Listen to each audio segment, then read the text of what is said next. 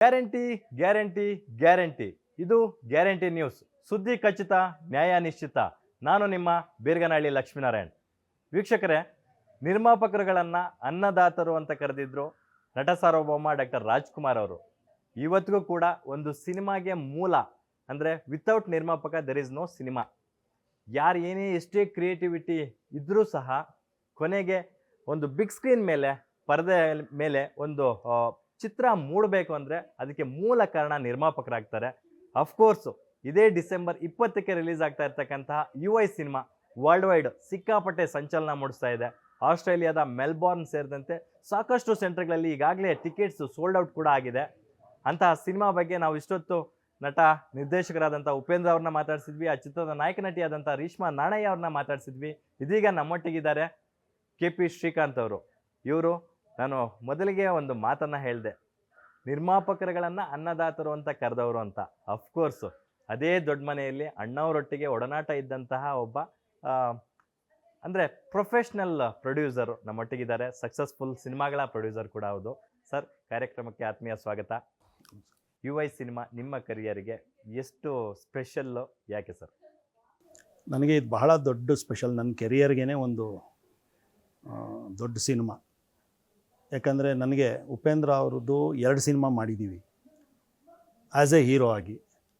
ಒಂದು, ಉಪೇಂದ್ರ ಅವ್ರು ನಾನು ಓಮ್ ಆದಮೇಲೆ ಭಾಳ ಇಷ್ಟಪಟ್ಟಿದ್ದೆ. ಯಾಕಂದರೆ ನಮ್ಮ ಶಿವಣ್ಣ ಅವ್ರಿಗೆ ಅತ್ಯುತ್ತಮವಾದ ಅವ್ರ ಕೆರಿಯರಲ್ಲೇ one of the best cinema ಕೊಟ್ಟಿರೋರು. ಸೊ ಆದ್ದರಿಂದ ಉಪೇಂದ್ರ ಅವ್ರ ಮೇಲೆ ಆ ಮಮತೆಯೂ ಇದೆ ನನಗೆ. ಬಟ್ ಈಗ ಉಪೇಂದ್ರ ಅವ್ರ ನಿರ್ದೇಶನ ಅನ್ನೋದಕ್ಕೆ ಇಟ್ ಈಸ್ ಪ್ರೈಸ್ಲೆಸ್. ನೀವೇ ನೋಡಿರ್ಬೋದು, ನನ್ನ ಒಂದು ಎಕ್ಸ್ಪೀರಿಯನ್ಸಲ್ಲಿ ಫಸ್ಟು 100 ಕೋಟಿ ಕ್ಲಬ್ಬಿಗೆ ಸೇರಿದ್ದು ಸೌತ್ ಇಂಡಿಯನ್ ಡೈರೆಕ್ಟ್ರು ಶಂಕರ್. ಈಗ ಪ್ರಶಾಂತ್ ನೀಲ್ ಅವರು 1000 ಕೋಟಿ ಕ್ಲಬ್ಬಿಗೆ ಸೇರಿಸಿದ್ರು.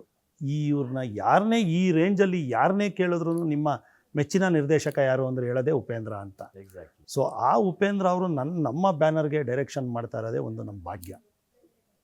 ಸೊ ಈ ಥರ ಒಂದು ಮೊನ್ನೆ ಅಜನೀಶ್ ಅವ್ರು ಹೇಳ್ದಂಗೆ ಅವ್ರನ್ನ ನಾವು ಈ ಚಿತ್ರನ ಸೆಲೆಬ್ರೇಟ್ ಮಾಡಬೇಕು, ಉಪೇಂದ್ರ ಅವ್ರನ್ನ. ಎಕ್ಸಾಕ್ಟ್ಲಿ. ಯಾಕಂದರೆ ಅವರು ಬಣ್ಣ ಹಚ್ಚಿ ಸಿನಿಮಾ ಮಾಡೋದು ಈಸಿ, ಆದರೆ ಅವ್ರನ್ನ ಡೈರೆಕ್ಷನ್ ಮಾಡಿ ಅಂತಂದು ನಾವು ಪ್ರೆಷರ್ ಹಾಕಿದಾಗ ಅಥವಾ ಅವರೇ ಡೈರೆಕ್ಷನ್ ಮಾಡಬೇಕು ಅಂತ ಬಂದಾಗ ಒಂದು ದೊಡ್ಡ ಗ್ಯಾಪ್ ತಗೊತಾರೆ, ಒಂದೊಳ್ಳೆ ಕತೆ ಮಾಡ್ತಾರೆ.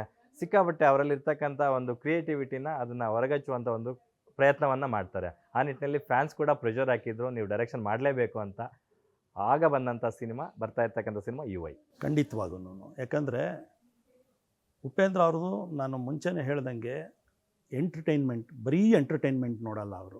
ಆದರೂ ನೀವು ತುಂಬ ಡೀಪಾಗಿ ಒಳಗೋದ್ರೆ ಭಾಳ ಅರ್ಥಗರ್ಭಿತವಾಗಿರುತ್ತದು.